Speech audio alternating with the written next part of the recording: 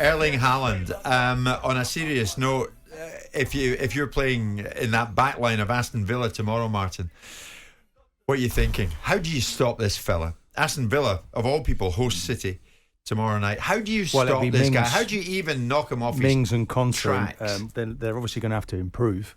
I think, Jim, what you have to do, you have to be very aggressive when you play against this man, because he's... I mean, you look at his skill set, and he's a giant. He's obviously got a great leap. There's a hunger, though. There's a burning ambition to score goals, and he's never satisfied. He's dreaming about goals the whole time. So you've got to be able to match that. You know, of course, it's very difficult now because he's getting that supply. They're coming at you from all angles. You know, do you really want to be that obsessed with him? But I think if you're a central defender tomorrow or at the weekend, if you're Mings or Konsa, you've got to do things early. Konsa I watch him a lot, and I think he needs to do things early. He's a strong boy, but sometimes he's there to make the clearance. He doesn't make it. But you can't stand on ceremony against this man, Haaland. You've got to win the ball.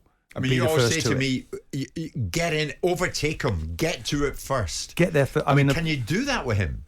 It's very difficult when someone is rapid, because you have to be very careful where he's taking you. He tries to take you into areas so he can attack the back of you. You know, that first connection, Jim, I always feel that you've got to be their worst nightmare. You know, they can't go away thinking they've enjoyed playing against you. Sure, but there's always a danger you overcommit. Yes, and it'll outrun you as well. So you just have to make sure, you know, in those early exchanges, you have to pick up what you can from this player. Am I quicker than him? Can I deal with that? Can I try and pinch it? Can I disrupt him? Can we move him out? But they set their stall out, Man City, and then he's just waiting for the opportunities to come because they've had so much dominance. There was early game. I watched the Community Shield. I went and watched it. He really survived on scraps, but he had one moment in the game it was like whoosh. They've unleashed him, and now he's firing. And it looks as if it's the icing on the cake now for City to take them to the next level.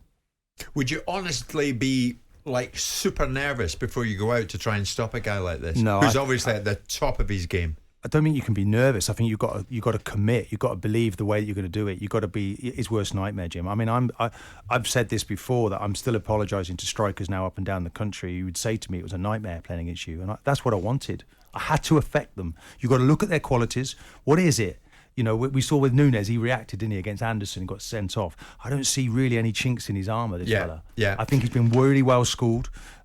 Just a shame he didn't choose to play for England. He was born in England. And maybe his father should have actually said, you know what, I've come here and taken everything that comes with this country. Maybe we could have offered him up to play for England. He's that good. Can you imagine him and playing with Harry Kane? That would have been lovely. But anyway, Thank never God mind. He chose Norway. We can dream and dream on. But he is an incredible talent. Simon, there's an interesting one. We don't know about Harry Kane, don't we? One of a start of people coming in. Look at the messages coming in now. The top one there, Danny, a Villa fan. Jim, Haaland's going to destroy us tomorrow.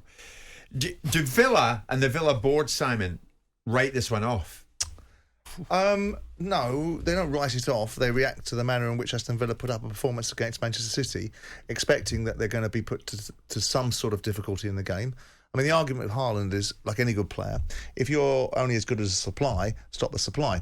The challenge is, with Manchester City, that's easier said than done, because the supply givers are as good as the Haalands of the world that are the receivers of the benefit of the supply. So it's a very difficult one. You've got to defend properly. I thought Palace did very well for periods of that game, and possibly, if they'd have scored the third goal, which in my view was a bona fide legitimate goal, then Man City would have had great difficulty coming back, and we wouldn't be hearing about this particular story. Yeah. And the third goal that Haaland scored was a very tired Crystal Palace side not defending very well. I just want to throw this at you. Just hearing in his lunchtime column in the Telegraph, Jamie Carragher saying he's calling on the Villa board to hold their nerve regarding Gerrard. Well, you know, that's the old pals act a little bit, isn't it? I mean, bottom line is Steven Gerrard, I don't think he's in immediate jeopardy.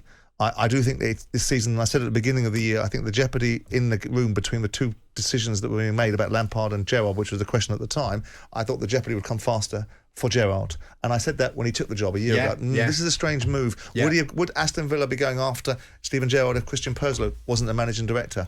Who made this appointment? Did Gerrard do enough in Scotland to warrant stepping into a potentially very big club with big backers behind it?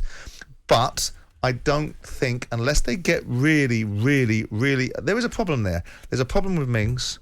Clearly there is. That means there's an influence... The decision had to be made, though, didn't it? He wanted a new captain. Well, so he had to sell the player.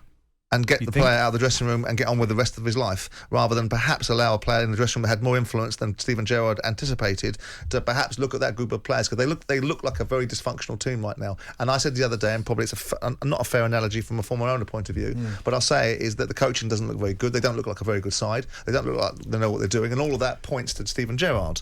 And points to, and people say, "Oh, Michael Beale's gone to QPR." That's not that's necessarily the issue any more than Graham Potter going to Newcastle was a solution for Newcastle once upon a time. Sure, I think he should be given more time, though, Jim. I do too. A little bit of time. I really do want him to do well, but he's lost 4 of the last 5 games, and the previous manager lost 5 on the bounce and lost his job. So he knows he's in the territory. He knows the rules. I think he's actually managing it well with the media. It's just the tactical side of it where I'm not comfortable with this player, but 2 up and 1 off the front. Kind of 8 or 9 games, and you start to look. I don't really see anyone else in Europe that is playing with 2 strikers and anybody off the front. I think maybe 3. A 4-3-3 system would be better, but it looks like Buendia's been asked to play in wide positions when it's not really comfortable. But you don't write the game off, and you don't write it off and give them a pass. No, but also, course. if they get beat 9-0, then you suddenly go, "Oh." Not that I suggest that you'll get beat 9-0 comes every single week. Yeah, but therein is a problem.